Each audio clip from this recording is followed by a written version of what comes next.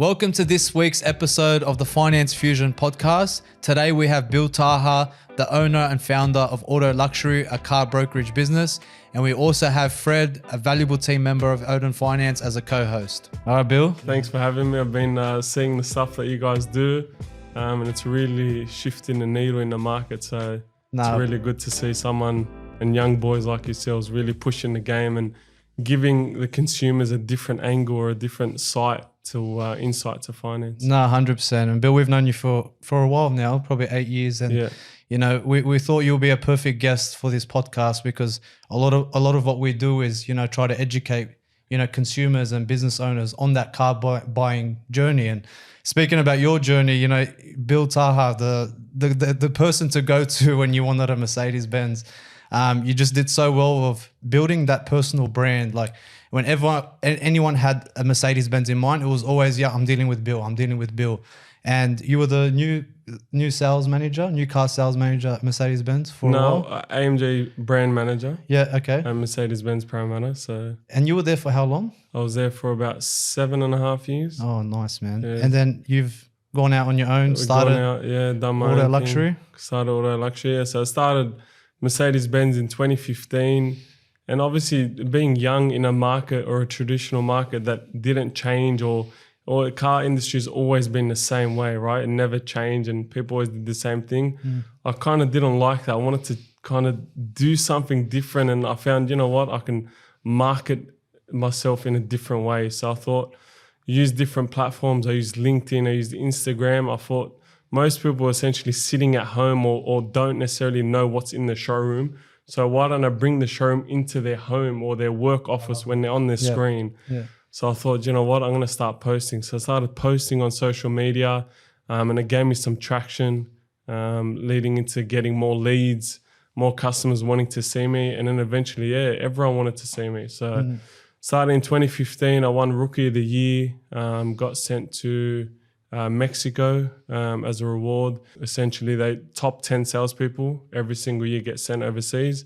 The second year I got sent to Germany, so that was good. Good experience, obviously, seeing the factory, understanding how the product is built from scratch and how it gets delivered here. So that was fantastic. And then, leading up to 18, 19, I found, a real shift in social media, especially with cars. So back then, no one was doing it. Now I'm starting to see, like I saw a post of a BMW somewhere in the UK and I was like, wow, that looks awesome, like good stuff. Like I used to push this 4 or 5 years ago when no one was doing it, but now it's changed and that's obviously pushing the market and it gives people a different kind of a way to do business. Yeah. You don't necessarily need to go into a dealership, right? I sold so many cars being at Merc online just from photos, FaceTime, phone calls, emails.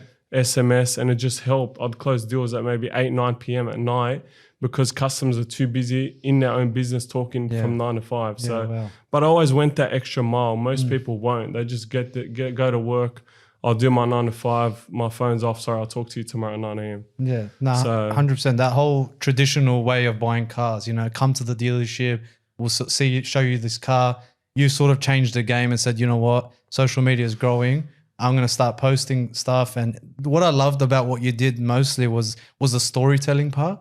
So like you post a photo of a car, it looks great, but you gave the background. You showed that you built rapport with them, their families and everything. And it just told a story and it just resonated well. And that's probably why it grew so well. How long did it take you to sort of just build it? Because obviously it wasn't like, you know, your first couple of posts, or it could have been, I could be wrong, but first couple of posts and then you started seeing benefit, or you persisted with that and you continued doing it and you started seeing results over how long roughly? Yeah, no, it took a while. I think telling a story obviously gives a meaning to the post. So I think most people like that because they can resonate with that story and 100%. Say, okay, that guy has 3 kids and he bought X amount and he's, okay, I'm in the same situation and I'm almost there. So I think it took probably about a year for it to gain real traction. But again, like I'd post and it used to get no likes or no views, but it didn't bother me, right? I just keep posting. I just fell in love with just getting a resume online. So I kept posting for that sake, and then it got bigger and bigger, and then posts would blow up like 100,000 views, 200,000 views. Wow. Because people just loved what they saw. So I think, the best part was actually seeing someone smile next to their car as they left when they picked it up. So that was a good experience. It was a good feeling. And it wasn't just that sale. It was, you don't just kind of get to the top of a brand or a dealership just by selling, kind of forgetting about the customer. It's always the follow-up and just giving them an avenue into anything that they need, which eventually led into auto luxury, right? I was kind of doing everything for them.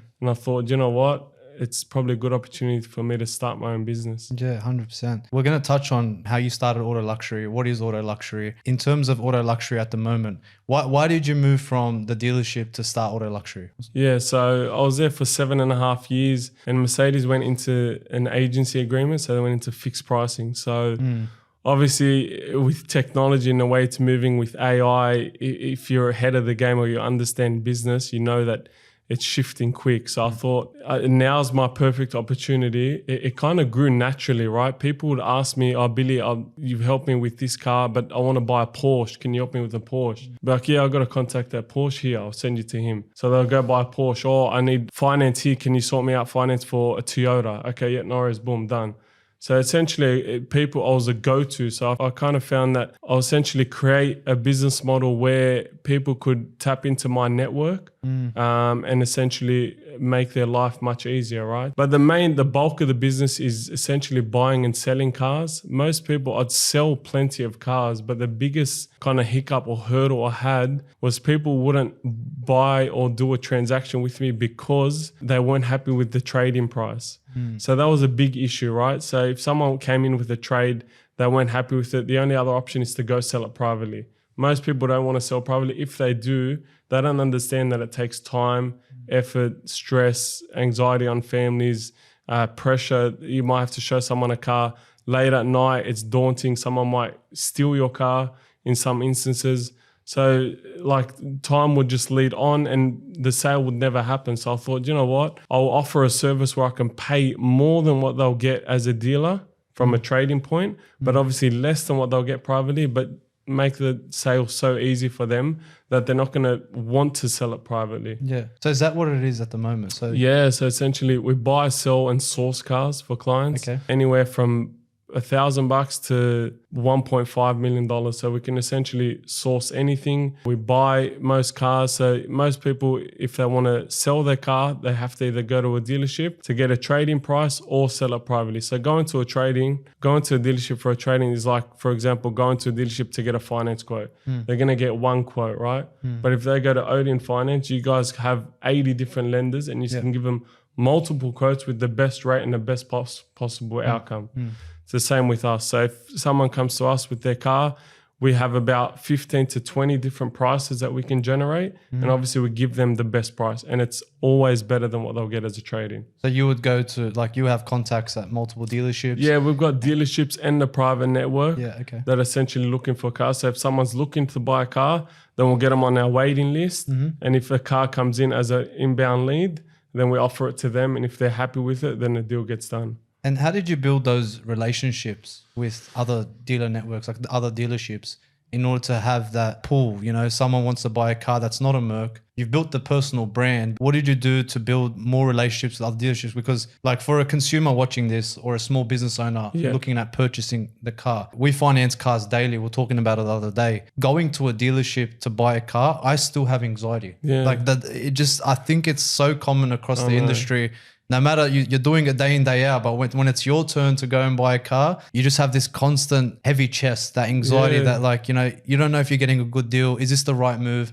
All those sort of things. So how did you build those relationships with other dealerships so you have the confidence to say to the customer, hey, you know, I've got access to, 30 different dealers. By coming to me, your anxiety is going to reduce because of my relationships that I've built. And this is a solid deal. Like, how did you go about that? Yeah, I guess it's just obviously building the right network and knowing the right people. So if you're as you said, looking to buy a car is daunting and no one has the time to essentially go to 5 or 10 different dealers to say, okay, I've gotten to a point where I'm over it, but I know I'm getting a good deal here. Yeah. So with us, essentially, it's built upon trust, rapport, relationships. We look at our Google star, Google reviews. We've got 4.9 out of 5 stars, over 100 reviews. Just read the reports and the customers' feedback, and you'll understand why people love us. Because, for example, if you know what you want, the best part is just coming to us, whereas we can essentially put it out there and get the best price possible.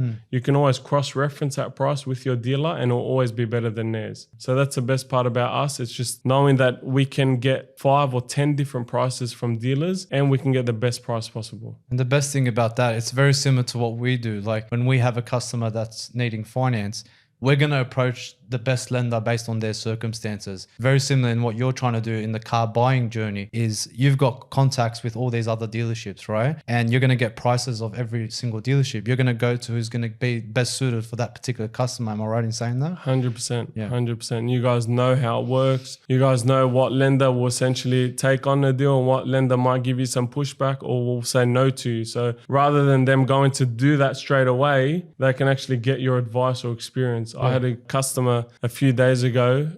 He wanted to buy an A250, Mercedes A250 for his daughter. Anyways, he was happy with this car that he wanted to buy from ACT, but it was a bit inexperienced. He asked me for my advice. I said, okay, but you still need to know, you need to factor in transport, you need to factor in rego, and you need to obviously service the car because that's what it needed. And by the time he calculated all that, he said, Billy, actually didn't think about that. I thought I'd just get the car for the price that I'm paying and I'd drive away with it. But I said, no. I said, let's find your car locally. That way you don't have to worry about rego, you don't have to worry about service. We'll find you a clean car that's ideal for your daughter, and all you need to pay is stamp duty. So that's essentially knowing what the client needs when they essentially might go out there and think they know what they need, but they don't. Yeah, it's a lot about just basically educating the customers, because sometimes, like we said before, like even being in the business, we're in the finance game. Going to a dealership is a scary thing. Like you go in there, you never know whether you're going to get exactly what you want. Sometimes having somebody as a third party, being able to come in and open up the doors for you about things that you just didn't really know existed really helps your case there. Yeah, I agree. Most definitely. So we'll talk about the fixed price, how Mercedes-Benz have implemented the fixed price, model. How long till other, dealerships adapt that model in your professional opinion? I thought they'd probably do it much sooner, to be honest. But I think they're all seeing how it's going with Honda and Mercedes. Mercedes market share has dropped off quite a lot since that fixed price, and I get customers still calling me saying, Billy, I went into a Benz deal, I want to buy the car, but I'm just not convinced. Like I just can't swallow paying the price that they're asking. And they go look at other options. I'll go look at a BMW, they'll go look at a Range Rover. And customers, at the end of the day, people always want two things. If you want to please someone, they want something for free and recognition. So as long as they get a small win, they'll be happy. That's right, So that's essentially what Mercedes are not giving away, but obviously they have a long-term plan. So eventually for Mercedes, it'll work, right? Because they want to cut out the dealerships, dealer level, and essentially have everything resonate from themselves. So just head office own everything.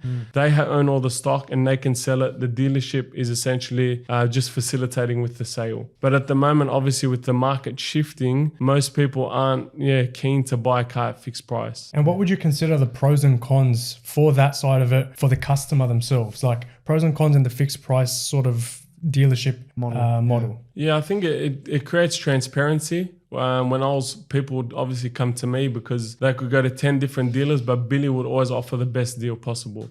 So obviously when I left Merck, or when I decided to leave, when I went on the agency, my hands were tied, right? I essentially can't do anything for the customer. So why is John Doe going to drive 1 hour from the Northern Beaches to see Billy if he's going to offer the same price? I can essentially call up my local dealer and get it from there. So number one, it essentially builds transparency. And if you know what you want, which is I think where the future is heading towards with dealerships and AI and technology, if you know what you want and the price is the price, you're going to buy it. So it's gone the days of actually having a strong salesperson where you needed someone to actually sell the product. I feel like now they just need hybrid salespeople where they can essentially just comfort the customer in making the right decision that they walked in for. So you think in the next 5 to 10 years, Where do you see a dealership land? Yeah, it's going to be very interesting, to be honest. I don't think there'll be as many dealerships as there is today. I think most sites will be development sites. And I think, you want to be where most people are. So shopping centers. Tesla's done a fantastic business model. Yeah, we'll talk about Tesla. I love it, honestly. I bought a Tesla, the best experience Oh, you bought one ever. yourself? Yeah, wow. Because how long ago was it, Fred? Probably last year. I don't know. I just said, you know what? I want to go check it out. I went to Tesla in Parramatta and the experience was unbelievable. Like for me, I didn't have that anxiety that we were talking about before. Yes, exactly. I didn't have that anxiety. It was more so, here's the product, here's the features. No sales tactics, no sales pressure at all. And the funniest thing is I just loved it. I fell in love with it, took it for a drive. And I'm like, okay, so what next? He's like, just go on your phone and put an order. And I was just like, have you watched the movie The Founder? Yes. Yeah, you know the moment where he goes and he orders the food, Yes. and then he pays, and then they give him the food, and he goes, "Where do I eat it?" That And was he's the like, aha "In your moment. car, Yeah. on the chair, in the park, wherever you want." I had that exact moment when I was at Tesla. I was like, what is this world coming to? Like, how amazing that experience was. To be honest with you, I didn't end up buying the Tesla because it took 10 years to come, and I just got over it towards the end. I ended up buying an Audi, but the experience, I'm curious to see from your professional opinion, like, are other dealerships going to adapt that model? Like that whole seamless buying experience. Like you want it, if you don't want it, fair enough. If you want to buy it, go on your phone. And the other thing was a deposit. You pay 350 deposit. So if you do change your mind, you know, when it does arrive, you didn't break the bank that much. And yeah, I'm just curious to see, like, your professional opinion. Do you think other dealerships are going to adapt a very similar model to what Tesla's done? Yeah, I think they have to, because if you look at Tesla globally, the Model Y is the number one selling car in the world. So, and their experience is the same in every country. So I think you're right. Most people don't like going to a dealership and being sold a product. They want to buy it. They want to feel like they want to buy it themselves, which is what you experience, what I experience. So I think, most dealerships do need to take a leaf into that. But before Tesla, there hasn't been a new automotive company for, I think it was 50 years that hit the market. So Tesla came out, and obviously it's more of an IT-based business. So if you notice, if even just buying the car is fantastic, but the after sales is so good, you don't essentially need to deal with anyone. Everything's done online. They communicate with you via email, via text. When your car's ready, they send you a calendar invite, what time, what day you want to pick up your car. They have a warehouse where you go and pick up your car. It's Changed fantastic. Yeah, definitely changed the game. And what killed me was, like, it's like an iPhone, like software update, new 100%. feature. How the hell, like, I know. with the world we're living in at the moment, it's just crazy. Like, you know, there was a blind spot blinker thing that he's like, oh, that just came yesterday. I'm like, wait, so when the car was built, that didn't have that? He goes, no, the update happened, and then it got that feature. And I was just like, man, like, how far ahead of the game. 100%. And that's another thing I want to talk to you about as well. Like, obviously other brands are starting to implement electric vehicles and whatnot. How far away is Tesla? Like, do you think that, you know, you worked at Mercedes-Benz, you know, very familiar with other brands. How far away are they from Tesla, for instance, in terms of that whole building the EV electronic vehicle? Do you think they're so far ahead of Tesla's so far ahead of the game that, you know, they're going to be playing catch up, or they have the resources and the brains behind to implement how good they've done it? I think I get asked this question a lot, especially customers when they sell me their cars. I always ask what they're buying, and a lot lately have been buying Tesla. So I think the reason why people prefer to buy Tesla over a non-Tesla electric car is because a Tesla is built from the ground up, right? It's an electric car, whereas a Mercedes or an Audi or a BMW is essentially the same car, but they put an electric motor in it. So it just depends on the person, right? If someone is fixated on a brand and wants that brand, but as an electric car, they'll stick to that brand. But if someone just wants an electric car, they're going to go to Tesla or someone that builds it from the ground up. Because at the end of the day, as you said, Tesla, it's more of a, like, they understand technology. So back in the day, if Mercedes-Benz had a software update, you'd have to wait a year for your next service to get that update. Whereas with Tesla, everything's notified on your phone or on your car. It's all essentially done instant. So I think that's where it's heading to. And most brands will follow suit, but it's going to take a long time for them to get to where Tesla's at. Yeah, that's what I was thinking. Can't, their price point is you can't beat it. Like to compare. Value, bang for buck. It's bang for buck, pound for pound. Like you're really getting good value for what you're getting compared to another brand. Because don't forget, Mercedes-Benz, yes, or Audi or BMW, their parts are probably more expensive. So they have to charge more. So if someone isn't really in love with that brand, they're not going to see the value of paying more for a Mercedes electric car over a Tesla. Yeah, no, 100%. We'll take a step back, Bill, and just talk about the car sourcing part of your business, right? Yeah. So you launched 2 years ago. So that would have been during COVID, right? Yeah, in COVID in 21. How was that? Because, for us, it was a nightmare in finance. Trying to get someone approved when COVID first came out. Rates were cheap. Yeah. No one was buying deals, Correct. and you had to provide so many more documentation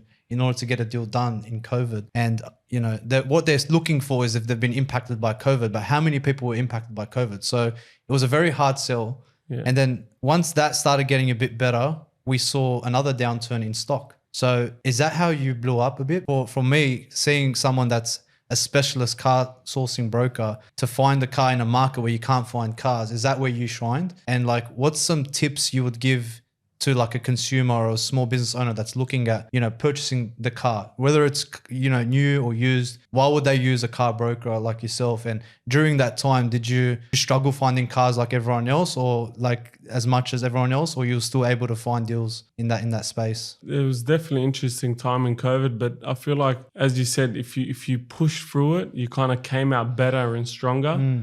Which is what I did. So as long as you had your finger on the pulse and you kind of knew what was available. So as you said, yes, the rates were low, but no one was buying. Same with cars. There was stock, but no one was buying. So at that time, there was plenty of stock, but no one was buying. But the smart people were buying because they found it as an opportunity to buy, or business owners that were a bit slower. They thought, it's probably my chance to buy a car now. The market's going to get a bit better. I'll take this opportunity to buy the car that I want. So they did. So yeah, I was working all the way through. I used to go into the dealership. I was the only person I wasn't getting paid. I was only getting paid on commission only if I sold the car. So I'd sit around, wait all day, but call all my customers, all my leads, and just let them know that this car's available. Can we try to piece a deal for you? Most of the people were sitting at home. They didn't have work. So they had time on their hands, right? So if you made it sense financially for them, they were going to buy it, especially if they were already financing an older car. If they were paying the same amount for a newer car, there's essentially no reason why they wouldn't kind of buy it, right? So because the used car market really did blow up during that time, and we saw it significantly. We saw some people who were buying cars that were 1 and 2 years old and then going to the dealership and actually paying the same amount for the older vehicle than they would to buy something brand new in that time. Yeah, correct. So it blew up because they eventually got to a point where everyone started buying and there was no stock left. So people kind of found that as an opportunity, and then everyone kind of wanted to catch that boat. So that was interesting. So some tips I'd give people when they're looking to buy or use a car broker or an agency like us is obviously you need to know what you want. And once you know what you want, it's easier for us to source that. We're essentially an online business. So it's essentially an online dealership where the future's heading, right? People don't want to go into a dealership, drive the car, ask for their best price, not being told the best price. We don't waste any time. We don't get paid by the customer. We get paid from the other end. So we essentially get you the best deal at the least amount of hassle. So that's essentially why we created the business. And we found that people wanted to use us because we could get cars that most people couldn't, right? Because I was in the game and I knew what cars were available. I knew what cars were coming. Most people would call me and I'd kind of position them in a way that they could own this car in a few weeks or months. So if they were patient or they put a deposit down, then they'd own that car within a matter of time, because after then it was probably a year or 2 year wait. So you mentioned that you don't get paid by the customer per se, and you get paid by the other end. How does it actually work? Like, what's the structure like that you've kind of organized with these other parties? Yeah, so essentially we charge a referral fee to the dealerships if we get a car sold by them to a customer. That way it gives the customer the peace of mind they don't have to deal with us. They're still dealing directly with the dealership, but they're going for us for the best deal and sourcing the car. For example, we had a few customers plenty of people wanted to buy a Mercedes C63 Final Edition. There was a limited amount of stock in the country, and essentially no one could get it. We had our hands on a few, and customers that came to us, we got them the car, and they essentially sold it for more as a profit because no one else could get it. So obviously activating us as an agency made them a profit, which no one knows what the future holds, right? Yeah. No, 100%. It's definitely a no-brainer, especially, you know, where most people have that same anxiety when they're purchasing cars. Are they getting a good deal? You know, if they're not going to pay for your service, it's almost a no-brainer, right? It's a no-brainer, right? No, 100%. Same with you guys. Like with finance, you guys essentially don't charge anyone up front. They obviously need to go through the process and application, but you guys know that you'll get them the best deal possible based on what's out there and at that time, right? So most people think, okay, but my last car was a certain rate. Now, why am I getting charged more? You've got the experience to educate them in the fact that this is what it is now, and you can essentially shop it with anyone. You won't get this rate or this service or this efficiency and be able to own the car within, say, 24 or 48 hours. Yeah, definitely. Speaking of finance, like when you've been in the game for a long time, have you seen any shifts from your opinion in terms of where finance used to be? Was it easier in your opinion? Is it getting harder? And where is it at today? Yeah, I think it is getting a lot harder. Yeah. You guys are probably a bit more experienced than I am in that. But yeah, back in the day, it was a lot easier to get finance. Rates were a lot less. Most people don't know that this might be the general rate of 3, 4, 5% isn't around anymore, right? That's right. Yeah. People paying 6, 7, 8, 10, 12% to finance a car. Yeah. But yeah, it is definitely getting a lot harder. I'm finding customers are being questioned on a lot more paperwork when it comes to finance, but it's not bad because I think if someone goes to a dealership, I feel like they're shooting themselves in the foot if they're only getting one quote from that dealership, because you essentially walk out and you make one phone call and you can access so many different lenders and have so much of a better rate compared to what one dealership is going to capitalize on you. Mate, this is music to our ears. Have you been listening to our TikToks? I know. So trust me, man. It's the same with cars. Customers drive in, they get a price from a trade-in. Oh, I'm happy with it. They'll sell it. But you're throwing money away off the table. Same with finance. You're losing money. All it takes is just picking up the phone, making one phone call, just sending an SMS, just waiting for someone to get back to you. And especially this day and age, it's not hard. You can get a response straight away. You can essentially, you don't have to speak to someone. You can SMS, you can send an email, you can apply online. Like there's so many different ways from the outset. Like you can do it at some point during the process. Like yeah, I agree. So with the car buying, you obviously know that it's changing, right? Yeah. What I want to ask you is like, how are you going to pivot, like in terms of your business? Like, have you thought about, okay, if everyone starts moving to this fixed price model, is there going to be a need for a car broker then? If everyone's doing the same price, is it going to be a need as much as obviously we've identified now that there is definitely a need to use someone like yourself to source a vehicle because it's a complete no-brainer. You've got the access to, numerous parties or numerous relationships, and, you're going to get opinions of everyone else. But in 5, 10 years, maybe 15 years down the track, what do you think it's going to be like in terms of going to see a car broker then? Yeah, I think the market will change, definitely. But I still think car brokers will still have access to what the consumer doesn't and what the dealership kind of won't provide. So I still think they will be relevant. You need to stay relevant. Car brokers today essentially can't act the same way as they were 5, 10, 20 years ago. It doesn't work. And it's the same with any industry, right? Every industry has changed or evolved after COVID. So I think most dealerships will be in shopping centers. They'll just have an access point where they can show customers a car if they want to test drive it. But you're right, most people will buy their cars online. So I think why people would use a car broker or a dealership when it's fixed pricing, if it's not essentially buying the car, they can use us when it comes to selling their car. So that's right, essentially the main or the bulk part of our business. If customers are selling their car, Tesla do a fantastic job. It's all online. You send photos. They essentially don't need to see the car. You can actually sell the car based on photos and car description. Yeah, wow. But at the end of the day, consumers are always going to want more money in their pocket, right? So that's where brokers will need to come into play, where they can provide a service or a better outcome for the consumer. And there's always a second-hand market that you'd be able to dive into as well if things were to change there too. 100%. Yeah. And that second-hand market, like we have a lot of car brokerage people that have started similar businesses to yours. approach us saying, look, if you have clients sitting and approved or they're not sure what they want, put them onto us. And Yeah. the model makes sense, right? But a lot of them are coming and saying they're only doing new vehicles. Yeah. You've mentioned you're doing used as well. Yeah. Is there a reason why they're only doing new, or like what's the downside of doing used? It's a bit more work. Yeah, a bit more work, correct? Yeah, Yes, yeah. and it's a niche. Like it's a year model, it's a kilometer, it's a condition. So you got to find the right car for that customer. Most people prefer to do new because it is what it is, right? There's nothing you need to worry about. The car's brand new. But at the end of the day, that market is very small. The dealership can sell it, and when things get tight, it makes it a lot harder to sell that. Whereas if you can add value to a used car, then it makes sense. A car that's under warranty, low mileage. Good condition, fair price. If you can save 5, 10, 15 grand for the same car, you will, because at the end of the day, when you go to sell that car in 5, 10 years time, whether you bought the car new and you paid 20 grand more, you bought the car as a used car and you saved 20 grand, in 5 years time with the same kilometers, it's worth the same money. So that's the advantage that you get up front. And that gives you a point of difference as well. There's a lot of guys that are playing in that new market space. You've got that used market as well. It gives you that standalone, that point of difference for you as a business. Yeah, I agree.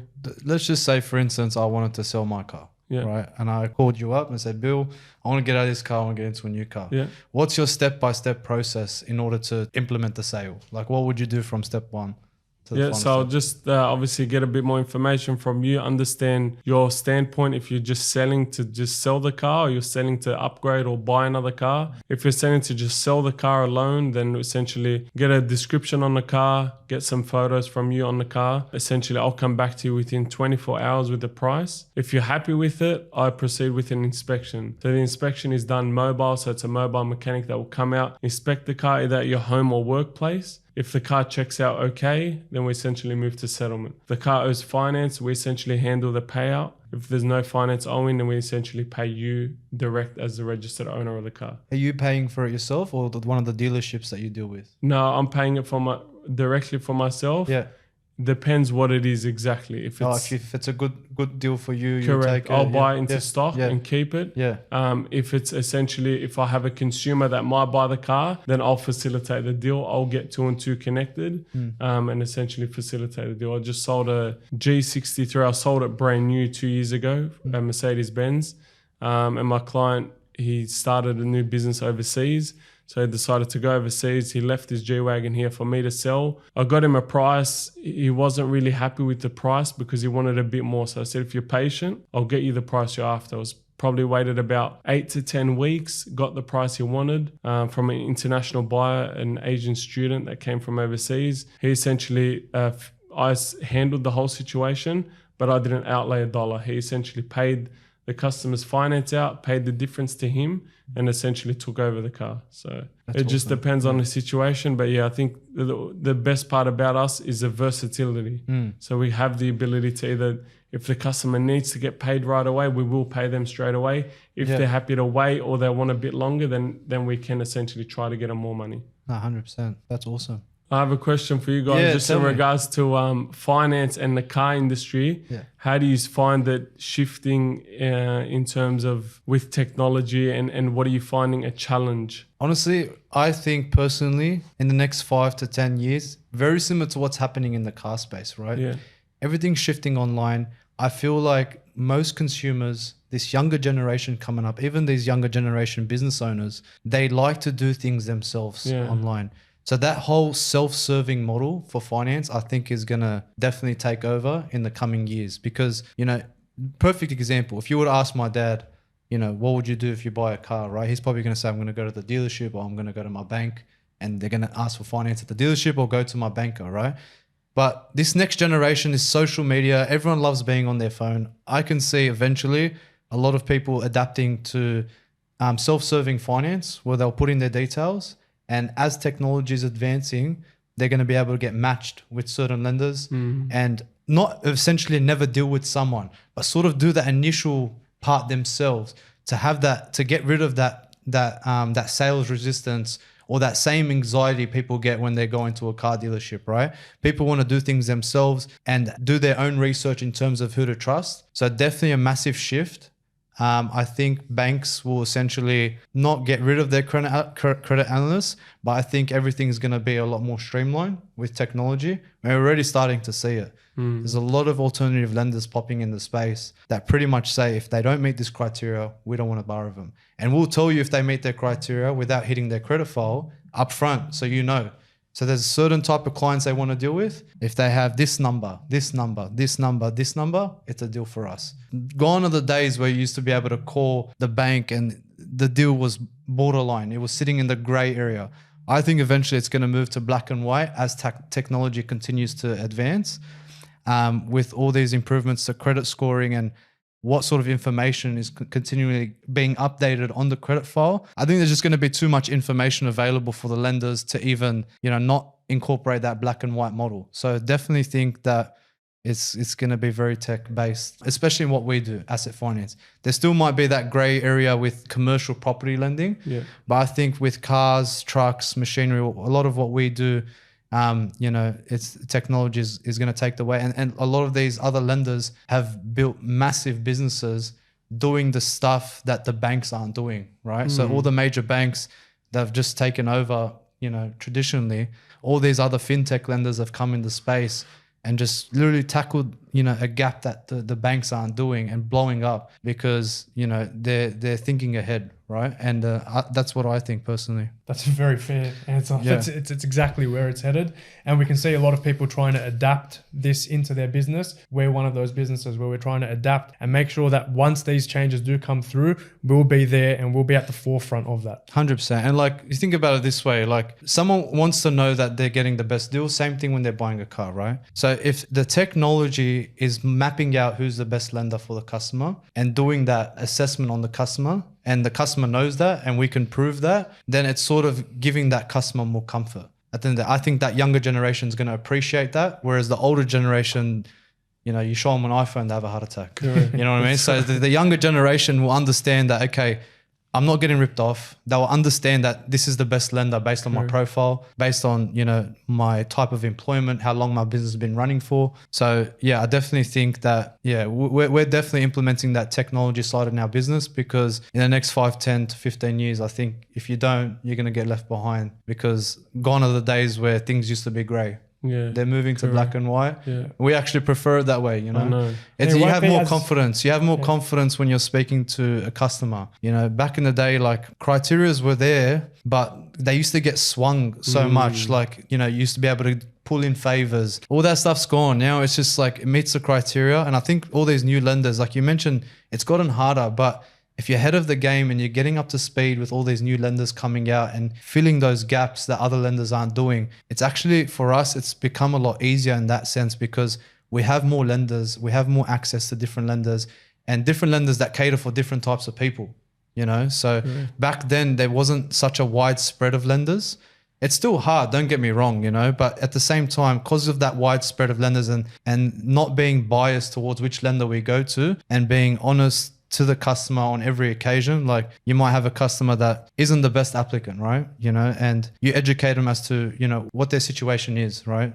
You've got missed payments on your mortgage. You've got an outstanding credit fault default. This is the lender for you. They are expensive, but you got to ask yourself this, is it feasible with this repayment? And, how badly do you need the asset? Because if it's really bad, then it's probably worth taking it out. Do these things to fix your situation. Maybe we can refinance in the future.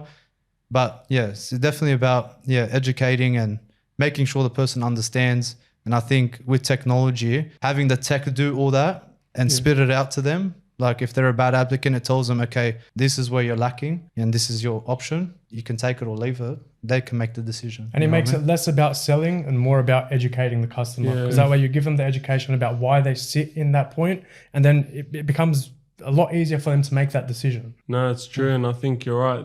That grey area is going to go. But how do you find that leads brokers like yourself and other brokers? Do you feel like you need to do more to have consumers? Or do you feel like with AI coming in, could that essentially take over? I think it's a good point. I think people at the end of the day still would want to deal with somebody. The technology is going to assist along the way, right? So it's very similar to before tractors, how many jobs were available, right? The tractor came, but they needed someone to operate the tractor, it's going to be very similar to a lot of industries in finance, right? I didn't make that up on the spot. Gary Vee came up with that. And, I just want to make that clear that I didn't come up with that on the spot. But very similar, like, you know what I mean? Like it's how you adapt to it, right? If you implement AI and tech in your business, people are still going to come to you because they want to deal with someone that's driving the ship. At the end of the day, it's just driving the ship. So I think it will only affect the people that don't incorporate it in their business in the next 5 to 10, 15 years. I feel like people are going to want to deal with people that have implemented all the latest technology, all the latest AI in order to, you know, give them those transparent results. So yeah, it's about using that technology to adapt with the times. If your business can adapt, then you'll continue to thrive. If you can't adapt, you'll start to fall off. Yeah, it's true. And I always say this: technology is designed to make your life easier, not harder, right? So if that essentially does all the writing or the quoting up for you, you essentially position it or put it into the right bucket where it needs to go. That's your expertise. That's your advice, right? Like 100%. Everyone has a go-to. You guys are the go-to for finance. People come to me for cars. If I'm sick, I don't Google what I'm sick about. I go to my local doctor. Everyone's got someone that they need to go to. So I think if you want to stand out in any industry, you need to be that point of reference, right? So you need to be the doctor of the industry. You need to shine when other people aren't shining because you're adding more value into other people's lives, especially when it comes to finance. People might think it's just numbers, but no, it's not just numbers. There's so much that happens behind the scenes that most people don't understand or won't see, that takes years to work on to essentially get to that point. Yeah, definitely, man. Definitely. Have you decided, like, have you started implementing any form in tech in terms of your process? I think you could from that selling point of view. Yeah. I think there might be something there. You probably already started doing that, but I think there is an opportunity there, like jumping online, putting the details into the vehicle, and then, you know, building out some form of tech to streamline that process. Correct. Yeah. I think, it's still... The car is a car itself, so there's still a physical car, and definitely if it's a used car, it needs to be inspected for that condition. But you're right, for in terms of the technology and the way things are heading, there are certain apps and websites that we are looking at that can advance our process. Which will advance anything, right? Any business.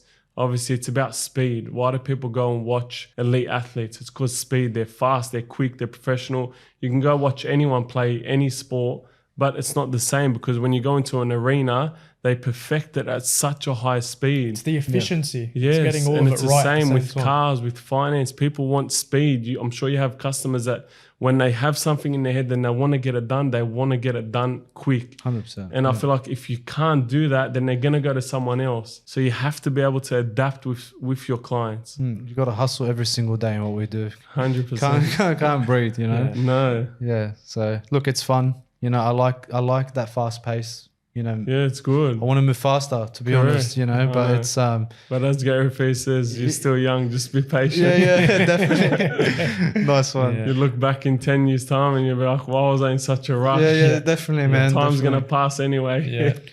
Yeah. No, Fred can't stand me at times because it's just like, bro, just relax. You just sent the email. You just want it done. You want an answer. But I feel like with technology in the future, that's how it will be, right?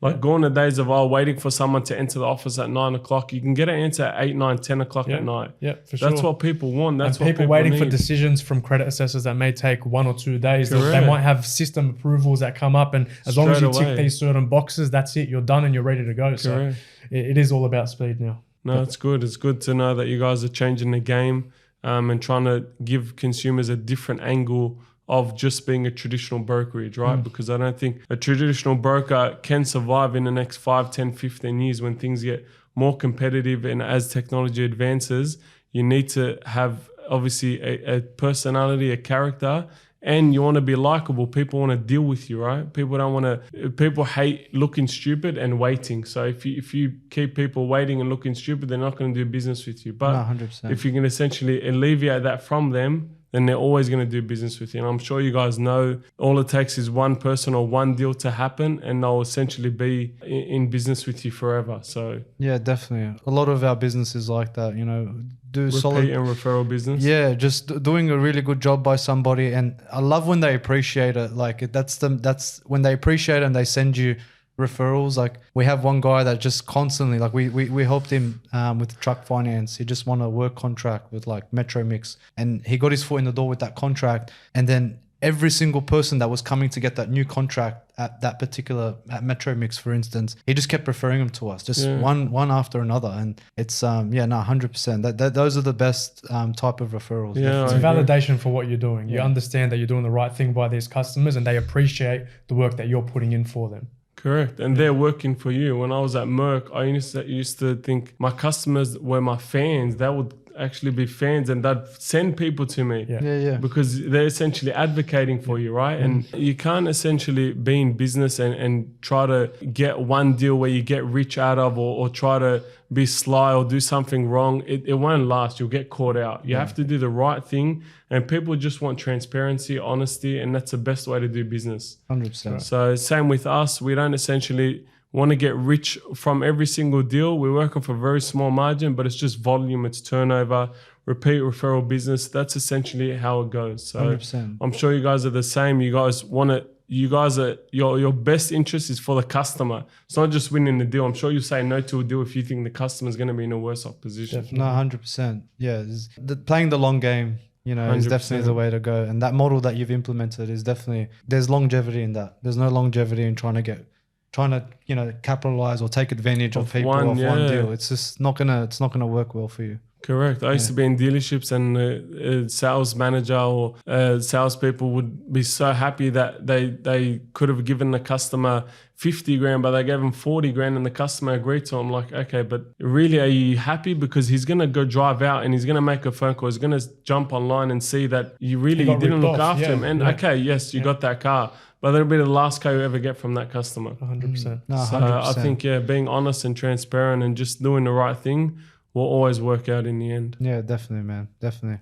Thanks for having me, boys. I really appreciate it. Bill, thanks for coming on, mate. Likewise. We've known you for a long time. Thank you. We really appreciate you coming down and sharing your expertise with the audience about how essential car sourcing or a car brokerage, engaging with someone like yourself to purchase a car in these challenging times and in these times in anxiety.